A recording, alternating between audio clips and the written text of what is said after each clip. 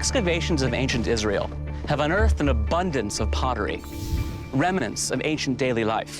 These vessels had a wide variety of uses, but perhaps its most unusual use was as an urn for infant remains. פה זה למעשה כד קבורה בערך בין 6,000 שנה. מה שאנחנו הולכים לחפש פה זה עצמות של תינוק. אנחנו רואים שהכד הוא מלא... To determine if this jar contains a 6,000-year-old baby, archaeologists must send it through a CT scan. וואו, יפהפייה. איזה גולגולת. פנטסטי. הנה כאן אנחנו רואים את הגולגולת. כאן זה עמוד השדרה, והצלעות הן פה, וכאן זה האגן. אנחנו רואים פה את הטיביה, יש פה עוד טיביה. נראה לי הירך. וכאן הרגליים שלה בעצם מקופלות. הוא שוכב בתנוחה עוברית. המצב של העצמות הוא קטסטרופלי, אין שום סיכוי לעשות פה שחזור או רפאות. בסוף היום נצטרך פשוט לפרק את הכד הזה ולחפור את השלד החוצה. Fortunately, all the pieces are here. They just need to be put back together. It's the first step in determining if this child was sacrificed. One of the greatest tales of sacrifice comes from the biblical story of Abraham and Isaac. The book of Genesis tells us that Abraham is God's most loyal follower. In return for his faith, God promises to make Abraham the father of many nations. But when God demands Abraham kill his son, Isaac, it goes against all his spiritual beliefs. Abraham faces an impossible choice. He must sacrifice his beloved son or defy his God. Our possible sacrificial child comes from some of the earliest ancient settlements in the Holy Land of Abraham, at a place called Fetzael. 6,000 years ago, this land was known as Canaan. According to biblical tradition, at the time Canaanites were living here, their tribes paid tributes to many gods with offerings of goats, sheep, and grain, and sometimes children.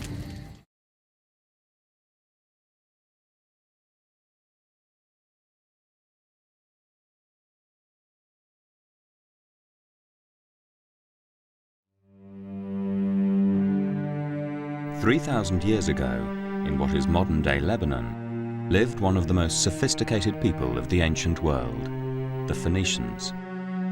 At its height, the Phoenician Empire rivaled the great civilizations of ancient Egypt, Greece, and Rome.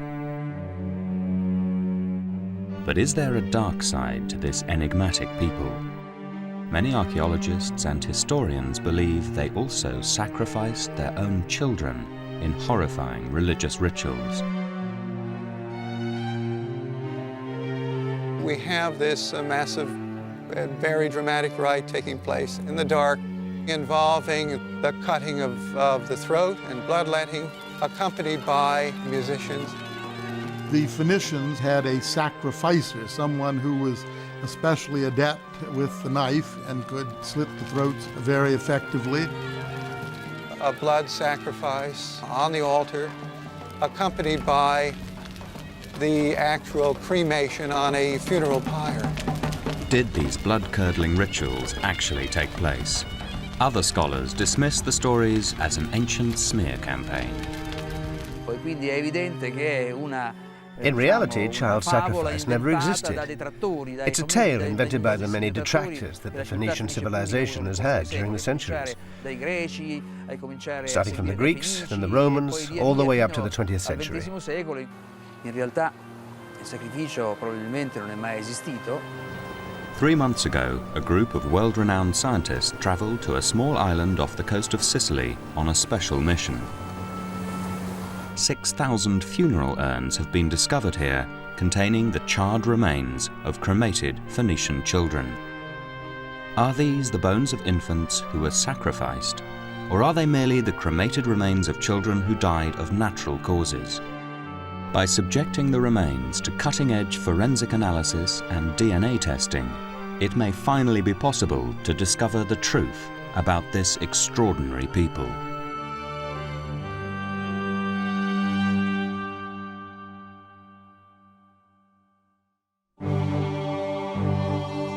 Called the Canaanites in the Bible, the Phoenicians established a vast maritime empire, sailing all over the Mediterranean, trading gold and silver, olive oil and fine wine.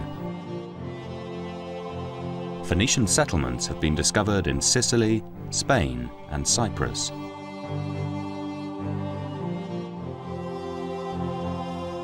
But Carthage, in modern-day Tunisia, was the jewel of the Phoenician commercial empire. The city boasted vast libraries, temples and law courts. Carthaginians lived in huge blocks of flats, 6 stories high. The ruins of this great city, which once rivaled ancient Rome, have been discovered on the Bursa Hill outside Tunis.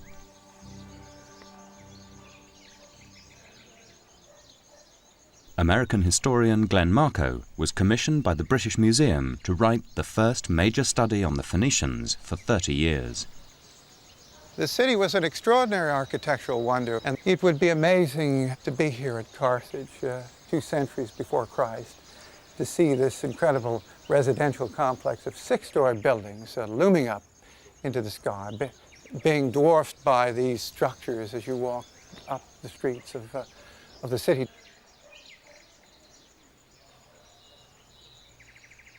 We're at the basement level of one of these massive 6-story apartment complexes that the Carthaginians built on the Byrsa slope. We know this because of the extraordinary thickness of the exterior walls of this building and the sheer capacity of these massive underground cisterns, more than 20 cubic meters, that served an enormous number of people. These water cisterns served up to 60 people living in each apartment block. Remains show that each home had its own tiled kitchen and bathroom. But Carthage was to become a victim of its own success. Jealous of their commercial empire, first the Greeks, then the Romans waged war on the Phoenicians. In 264 BC, Rome launched the first of a series of military campaigns against the Carthaginians, known as the Punic Wars. For over a century, the Phoenicians resisted Rome, and the name of their leader is still associated with power and strength. The one Phoenician personality known to us today is Hannibal, great general of the Second Punic War, that crossed the Alps with a troop of soldiers mounted on elephants and nearly brought the city of Rome to its knees. Had he done so, the whole history of the Western world as we know it today would have been rewritten by the Carthaginians rather than the Romans. But barely 40 years after Hannibal's death, Romans torched and destroyed Carthage. Contemporary accounts graphically illustrate the bloody and bitter final struggle. Some were stabbed, others were hurled alive from the roofs of the buildings. All places were filled with groans, shrieks, shouts, and every kind of agony. Old men, women and children had hidden in the inmost nooks of the houses. Some of them were wounded, some more or less burned, all uttering horrible cries. Others, thrust out and falling from such a height with stones, timbers and fire, were torn asunder into all kinds of horrible shapes, crushed and mangled. The Romans didn't just defeat the Phoenicians in battle, they tried to obliterate all trace of their culture and traditions. The Roman destruction led to the destruction of the great library at Carthage itself, and as a result of that, we've lost all of the original documents written by the Phoenicians in their own language, describing what had actually transpired in the city in the years before the Roman destruction.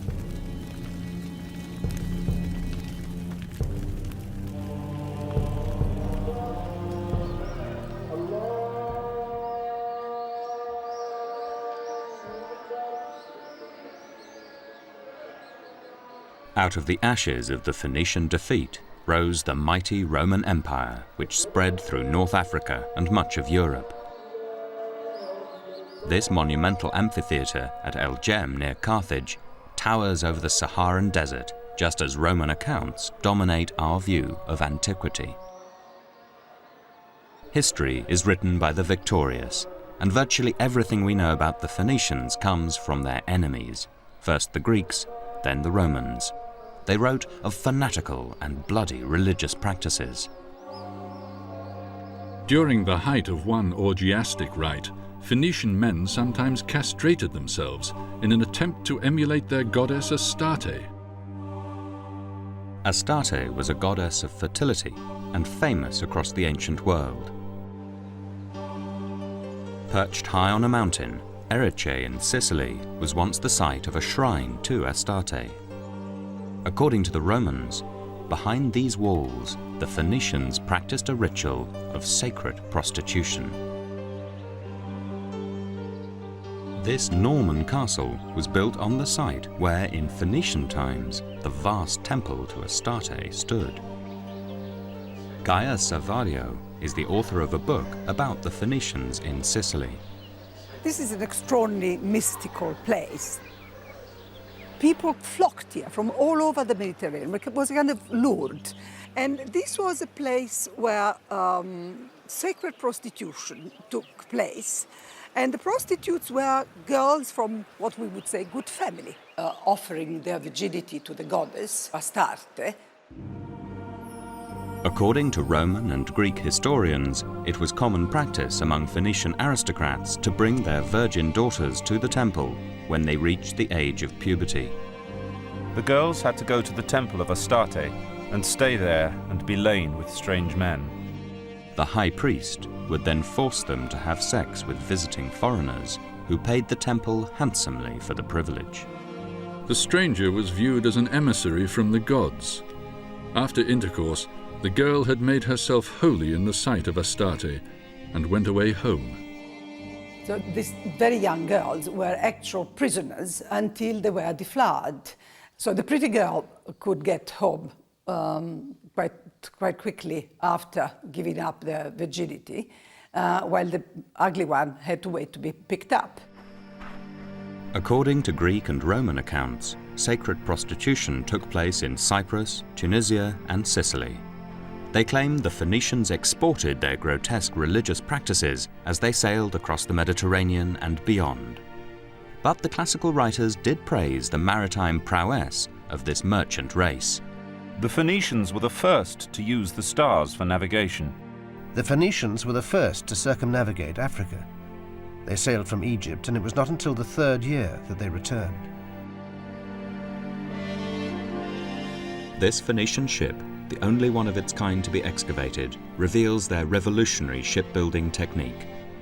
3,000 years before IKEA, the Phoenicians produced prefabricated vessels, which were transported in sections across their empire.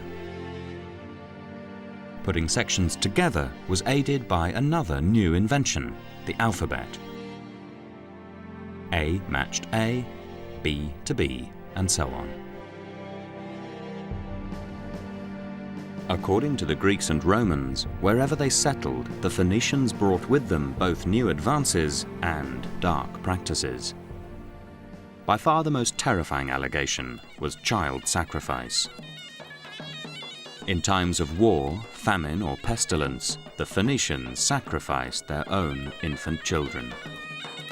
In crises of great danger, it was a custom of the Phoenicians to give freely their best-loved children in sacrifice, as a ransom to the avenging demons. Those given up were slaughtered in mystic rites. The Phoenicians, it was said, sacrificed their children to appease their bloodthirsty gods, Baal-Hamon and his wife Tanit. Baal and Tanit took many forms. They could have an animal face or be human. Baal was often represented as a disc and a crescent. His wife Tanit as a triangle with outstretched arms. Some historians believe Baal was the root of the word Beelzebub, who today we associate with the devil.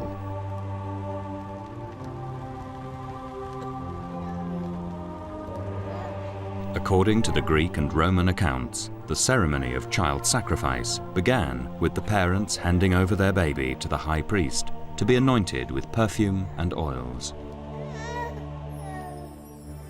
Meanwhile, the sacrificer, an assistant priest, made preparations for the baby's death.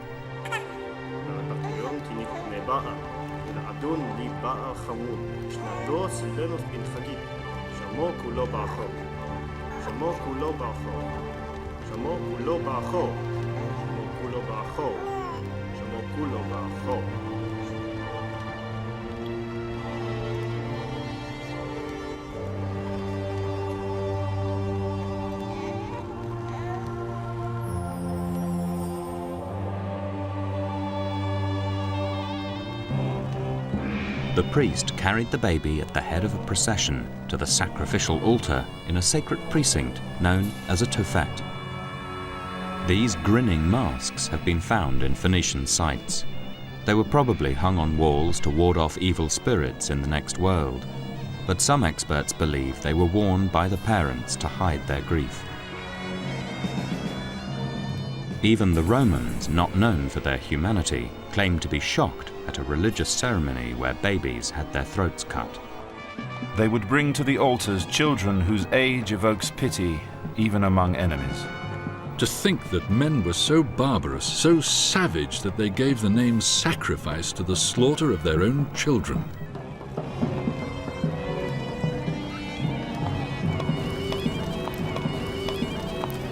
Some accounts imply the dead baby's face was covered with a grinning mask before it was thrown onto the funeral pyre.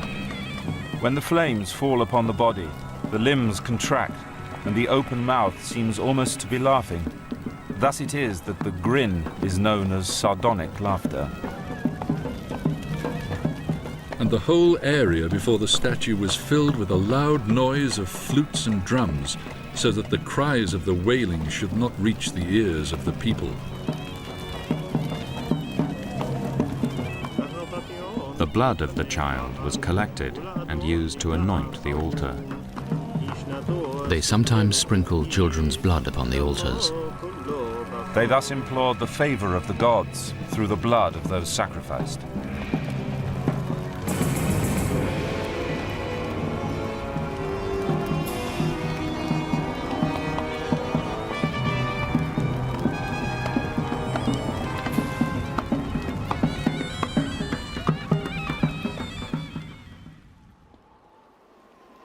The quantity and detail of the Greek and Roman accounts of child sacrifice meant that for hundreds of years they were generally accepted as fact.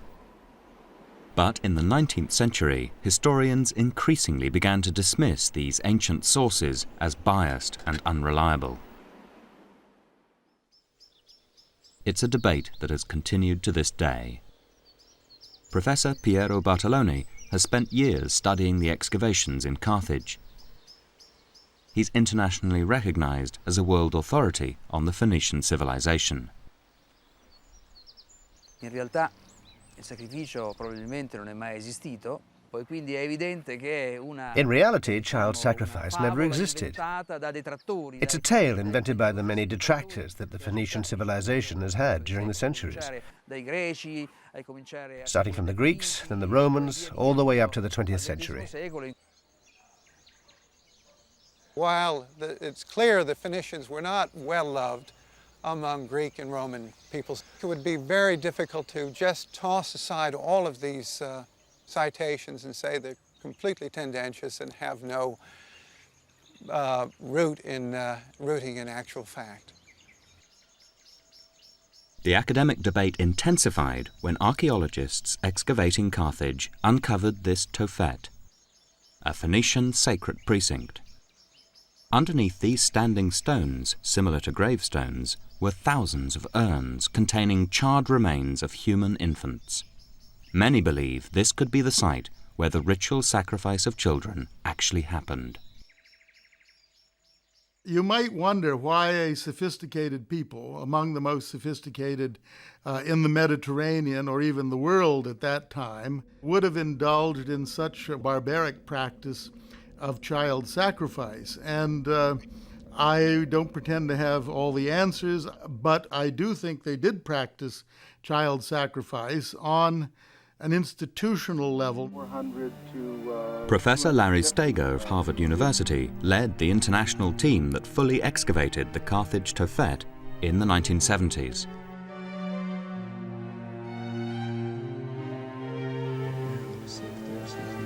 Oh, here it comes. Okay, maybe I better get a bucket. The sheer scale of what they uncovered was extraordinary. We had maybe 20,000 over a 200-year period in ancient Carthage that we would estimate were sacrificed. That's about, 100 per year at least. So what is this place? Did parents really bring their children here to be ritually slaughtered? Or is there a more benign explanation for the Tophet? The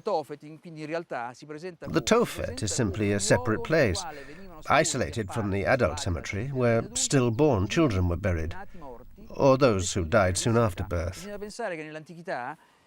It's important to remember that in ancient times, 7 out of 10 children died in infancy. Of the 3 who survived, only 1 would reach adulthood. So infant mortality was extremely high, and these dead children were buried in an honorable way to appease the gods and to help propitiate another birth. The Tophet is at the heart of the debate about whether the Phoenicians did or did not sacrifice their children. Is it simply a cemetery for babies who died of natural causes, or is it evidence of something much more sinister? The archaeology doesn't prove one way or another whether it was actually child sacrifice and then being buried in these special burial grounds, or was it simply children dying of natural causes, being cremated, placed in jars, and buried in these special precincts. It's an arguable question and hasn't been resolved to everyone's satisfaction, otherwise we wouldn't still be arguing about it. Back in the 1970s, forensic archaeology was in its infancy. But now, new scientific techniques may finally be able to settle the argument once and for all. What we are able to do today is quite a bit more than we could have done 20 years ago when analyzing what are probably the most important elements of this archaeology, namely the physical anthropology, the bones of the cremated or burnt children. In the last 3 months, scientists in Britain and Israel have been using cutting-edge forensic techniques to analyze the charred remains of the children buried in the Tophet. The race is now on for a result.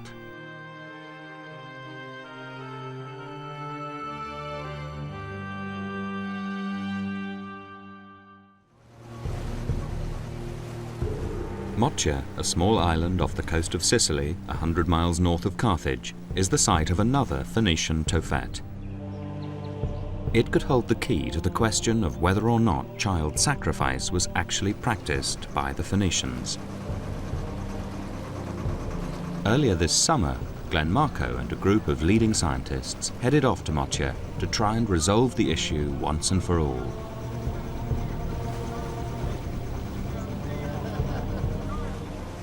In Phoenician times, Mocha was a city teeming with over 15,000 people. But in 397 BC, it was destroyed after an extended siege. The inhabitants were massacred and the buildings left to rot. This disaster is a huge benefit for the team. Mocha was never fully reoccupied, and so the site is not cluttered with the debris of subsequent civilizations.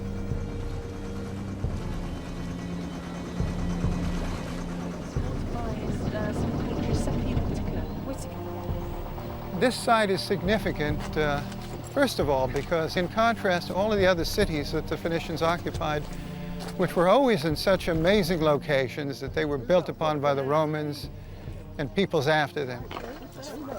Because of the remarkable condition of the site, we have a number of complexes that are completely preserved. One of them is the Tophet. Like the Tophet in Carthage, archaeologists discovered a large walled precinct in Mocha. They excavated 6,000 clay urns, once again filled with charred bones. The thousands of urns discovered on the island are now in storerooms under lock and key. The hope is that by investigating their contents, the scientists will reveal the secrets of the Tophet. Dr. Charlotte Roberts is a biological anthropologist. She hopes to discover remains that are sufficiently well preserved to indicate whether the children were healthy or diseased. If they're diseased, then it's likely the Tophets are ordinary cemeteries for children who died from natural causes. But if they're healthy, then perhaps they died in some unnatural way, possibly in a sacrificial rite. A normal skeleton would make her task relatively easy, but these remains were cremated 3,000 years ago. Here we've got one cremated individual, we assume, and if I just gradually tip this out on the table, you can probably understand the problems I'm faced with when it comes to doing an analysis of this sort of material. The first thing is it's really fragmented and there are lots and lots of fragments. Charlotte's first task is to confirm that the bones are indeed from infants. Here we've got what looks like a rib from a baby. And here I think we've got part of the mandible, the lower jaw. Here, yes, this looks like part of the skull, something called the petrous part of the temporal bone. These are the ones that survive quite well in cremation.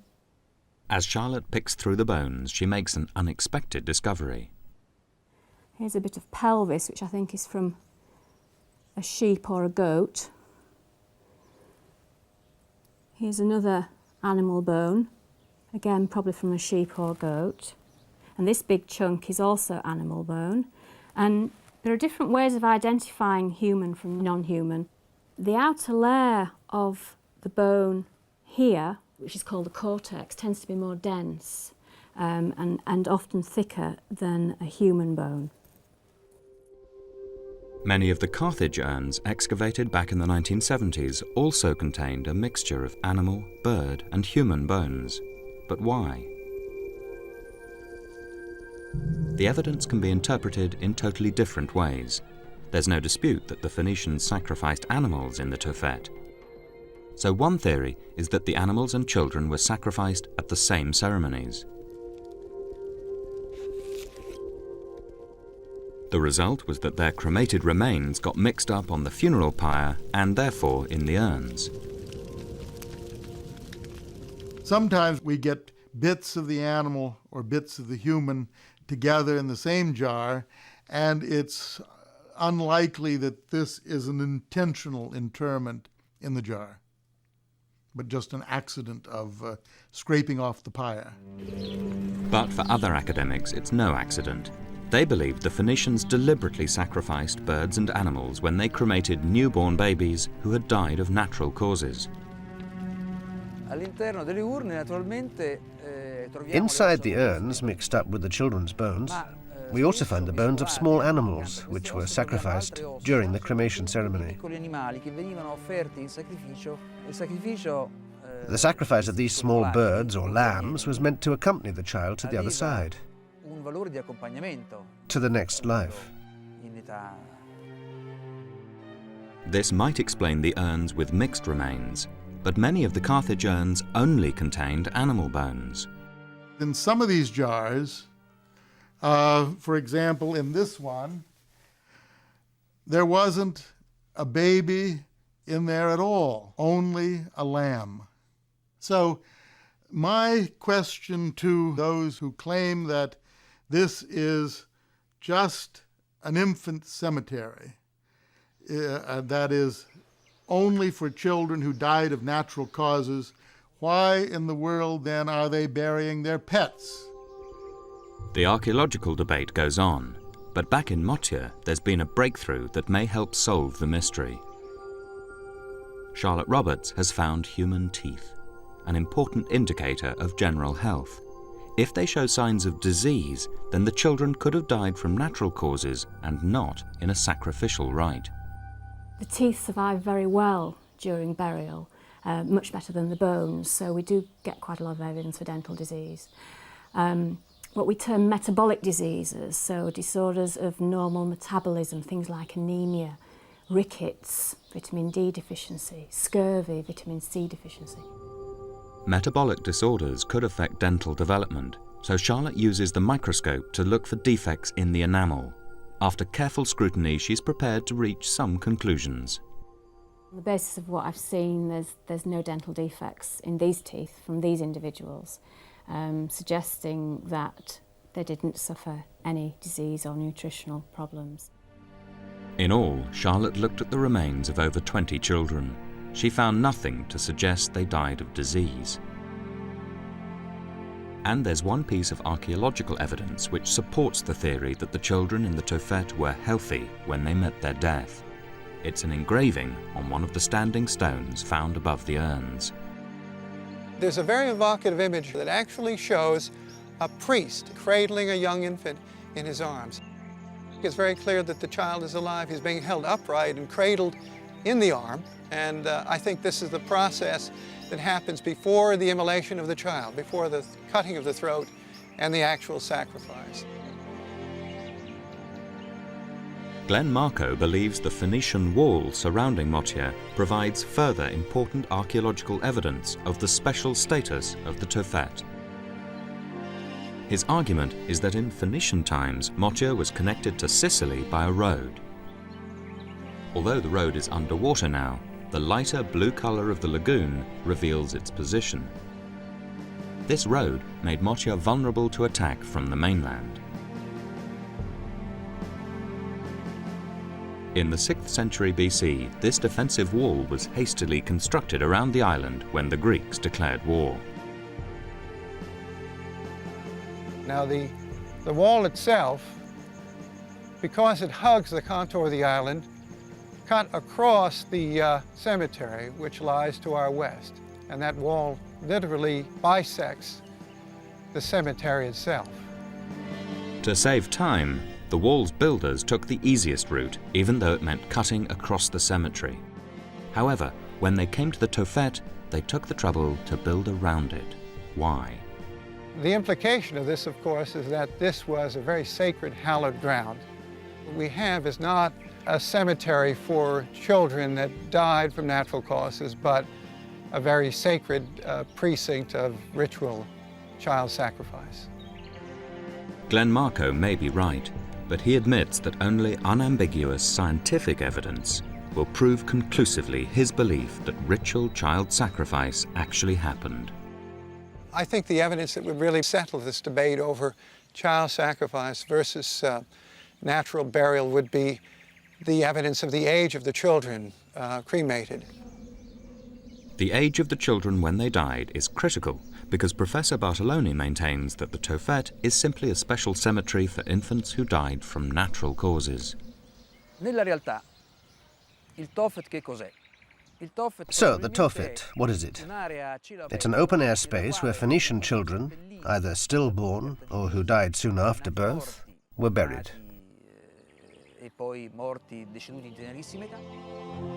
So, how old are the children buried in the Tophet? Were most of them stillborn or newborns who died in the first critical weeks of life? The answers could lie in the teeth that Charlotte Roberts is examining. We know in modern populations how the teeth develop, when each teeth starts to develop, when it comes through the gums and shows in the mouth. And then we compare what we see in our archaeological teeth with the modern data. Even 3,000-year-old teeth can give evidence of the children's age at the time of death. Well, looking at these teeth down the microscope, we've got two people here, and on the basis of the teeth, they're 2 to 3 months of age when they were cremated. None of the 20 children examined by Charlotte were stillborn or newborn. All the teeth were from infants aged between 2 or 3 months. And even more compelling evidence about the age of the children has been found in Israel. The Hebrew University in Jerusalem has a team analysing the teeth found in Carthage. Once again, the aim is to find out the age of the babies in the urns.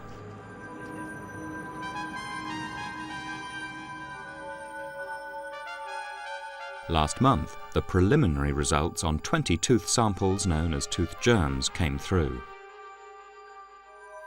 So far, none of the babies were stillborn. And here, this is the germ. It's the first baby molar, the first deciduous molar, and this is the crown, only about half formed. This suggests that this infant was aged 1 to 2 months when it died.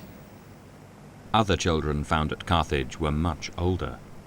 And if I take out this tooth germ, this is the tooth germ of a first permanent molar, and here you can see that the crown is about 2/3 formed.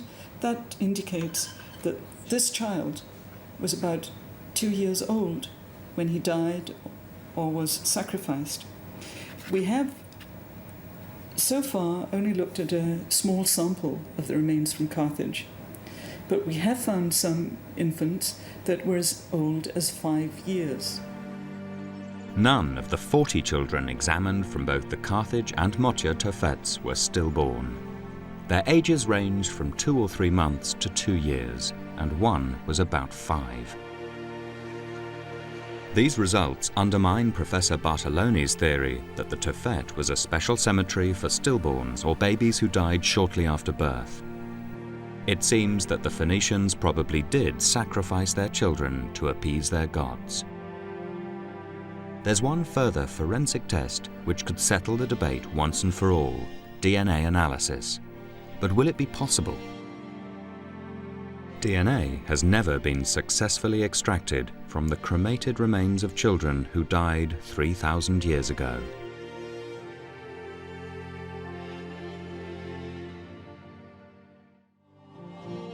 What sex were the babies in the Tophet? According to some of the biblical and classical accounts, it appears they were boys. He supplicated the gods after the custom of his people by sacrificing a young boy to Baal. They had been accustomed to sacrifice to this god the most noble of their sons. But some scholars have questioned the accuracy of these translations. Sometimes it refers to boys, but I think that's a generic term for children as a whole. But there's certainly no references at all to young girls being involved in the sacrificial process. If the babies died of natural causes, there should be an approximately equal number of boys and girls in the Tophet. But if the babies in the urns turn out to be all boys, the case for child sacrifice will be proved beyond doubt. DNA tests could provide the answer. Now, with the new DNA analyses, we should be able to determine whether or not it is a male or a female that is being sacrificed. And this will be of great interest, especially since at least some of the biblical details and other classical references at times imply that it is firstborn males that are chosen to be sacrificed. If these tests show us for sure that these children are the firstborn, that they're exclusively boys, I'll eat my words. But I don't think they will. Very kind. Glenn, can I give you some wine? In Motia, Glenn Marco talks to Dr. Ron Dixon and Dr. Kerry Brown. They're both internationally renowned microbiologists, and Glenn is hoping they'll be able to extract DNA from the charred bones in the urns. DNA may survive in cremated bones as long as the cremation temperatures were not too high. If you can get DNA out of these infant remains, if you find sequences from the Y chromosome, you have a male infant. If you just get DNA from the X chromosome, you've got a female infant. So I think this could be the way forward to finding out whether you've got boys or girls being sacrificed, or not, as the case may be. In the museum storeroom, Ron Dixon collects the samples he and Kerry will need to establish the sex of the cremated children through DNA analysis. The human bones that have best survived the cremation process are the ones most likely to contain ancient DNA. These are going to be taken back to Britain for analysis. Oh, it's my best skull there. And we take these extraordinary precautions, gloves and masks and so on, and all the material you see is sterile because we want to protect the bones from our own DNA.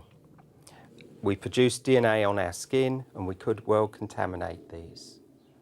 And now this bag is sealed, and of course the samples are in a sterile bag and they're ready for analysis. People contain huge amounts of DNA in their bodies, and if you could unravel the DNA from the billions of cells that we normally contain, then that DNA would stretch to the sun and back 129 times. Of course, when we die, this is rapidly degraded into very small fragments, perhaps no larger than your thumbnail.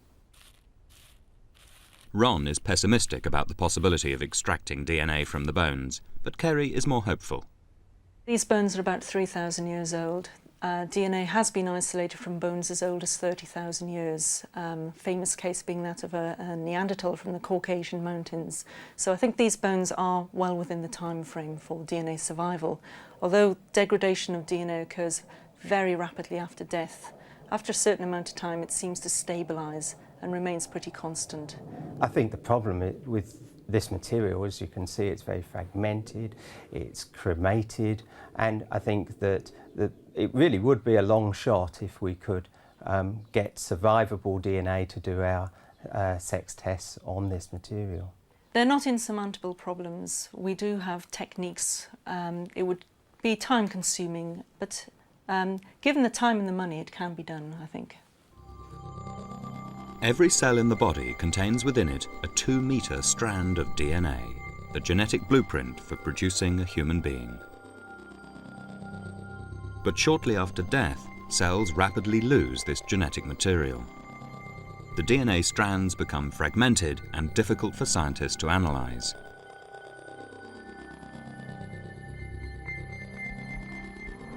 Bradford, last month. Ron Dixon and Kerry Brown have spent weeks struggling to extract DNA from the Moschian remains. One place where tiny fragments of ancient DNA sometimes survive is in the teeth. But these hopes were dashed early on.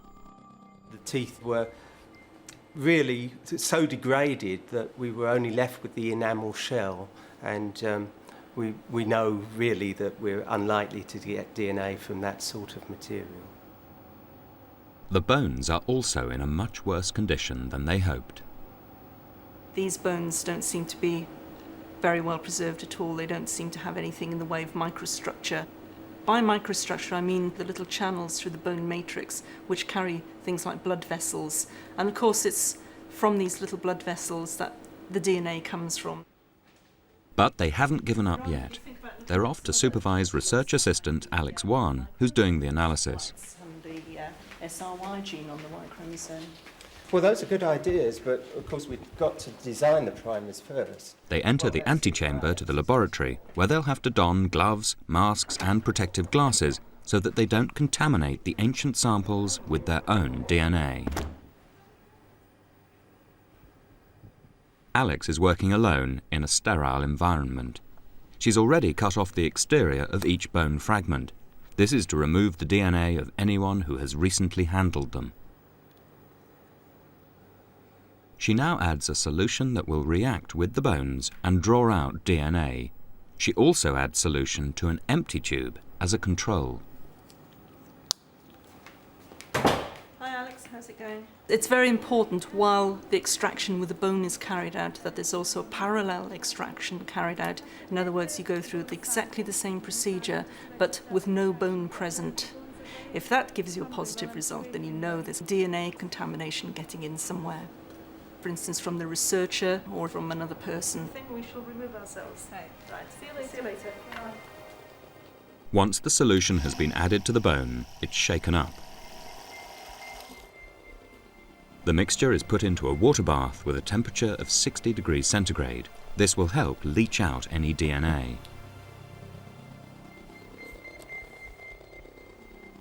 A centrifuge now separates the bone fragments from the solution that may contain the ancient DNA.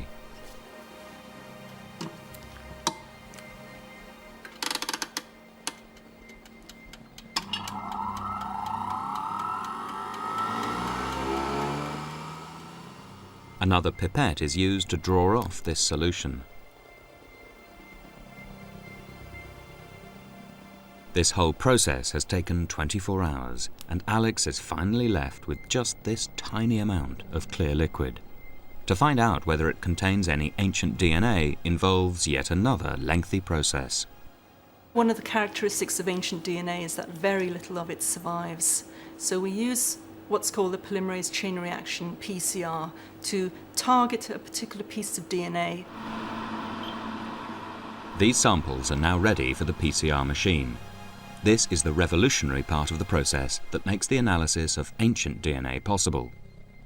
After death, the DNA strands become fragmented and difficult to analyze. The bonds linking the double helix are broken through the PCR process. Then, the single strand is cloned up to 1 billion times, making enough DNA for scientists to try and identify specific chromosomes. PCR is basically the ability to amplify, to magnify very, very small specific sections or strands of DNA. Hopefully, the PCR machine will have cloned a tiny surviving fragment of ancient DNA to produce enough for genetic analysis. To find out if this has happened, the samples have to be stained in a special gel. If there is ancient DNA, the sex will be revealed. If we had a male, we'd be looking for 2 bands. One would be from the X chromosome, one would be from the Y chromosome. If it was a female, we would see just 1 band because females have 2 X chromosomes. So when we look at a gel under the ultraviolet irradiation, hopefully we should see some bands with the ancient DNA, which will tell us whether we're dealing with male or female infant remains. Alex runs an electrical current through the gel, which will develop the ancient DNA, if there is any. So far, she's tried 12 times, unsuccessfully. For Alex, it has been a real struggle with the extractions and the PCR, running the gels to get results from these bones. So if she has succeeded in getting any results from these bones, I think that's a heroic effort on her part. Each attempt to extract ancient DNA takes 3 days. After 12 failures, Kerry and Ron are hoping attempt number 13 will be lucky. It isn't. We can now know, perhaps, that we really can't find DNA that will survive a cremation in this type of bone. But Alex persuades Ron and Kerry to let her have another go, while she repeats the process in Bradford. In Jerusalem, they have made a breakthrough. Pat Smith has managed to extract tiny ancient DNA fragments from the Carthage babies. We do have some preliminary results. They show 2 bands. 2 bands equals a boy, 1 band equals a girl. So it seems that, at least for the specimens we've looked at, we have boys. Obviously, we need to look at a very much larger sample before we can say definitely that the probability of girls being buried there was extremely low. If the babies in the urns found in the Motia Tophet all turn out to be boys, then science will have finally proved beyond doubt that the Tophets were sites of ritual child sacrifice. Back in Bradford, Alex is about to find out whether she's finally found ancient DNA and what sex it is. She's summoned Ron and Kerry for the moment of truth. Hi. I think you should come and look at this. You've got something? Well, have a look and see. Right. Oh, yes. Oh, yes. Along with the ancient DNA, the gel also contains modern DNA from a man and a woman as a point of comparison. Yes, you've got the male, 2 bands from modern DNA. That's the female, modern DNA, 1 band. And that's the ancient DNA, and we see 1 band there, so... That's marvellous, and it's a girl! That's great. That's all the blanks have been blank here. It's a real result. Great. Well done. But it's a very disappointing result for the advocates of the child sacrifice theory. I don't want to make too much of that evidence until it's been further studied. And we continue to do more work on these bones because we're learning much more, even though it's now several decades since we did our excavations in Carthage. The Israeli team are now embarking on a massive study. Over the next 5 years, they hope to conduct DNA tests on hundreds of Carthage infants. If they find a fairly even mix of both boys and girls, Professor Bartolone will be proved right, and the Roman and Greek accounts of child sacrifice would be fiction. But the advocates of the child sacrifice theory are pinning their hopes on finding a disproportionate number of either girls or boys. If we have a great predominance of young girls, this would fit in with the bias that we might have in the ancient world of young girls being undervalued by society, so that it would be easier and less painful for the family to sacrifice a girl than a boy. If the predominance are boys, then this would fit in with the notion of the supreme sacrifice of the young firstborn male. The absence of disease in the teeth and the age of the children analysed so far suggested that child sacrifice did indeed occur. But the discovery of a female child has thrown these findings into confusion. It may take several more years for science to finally discover whether there was children's blood on the altar.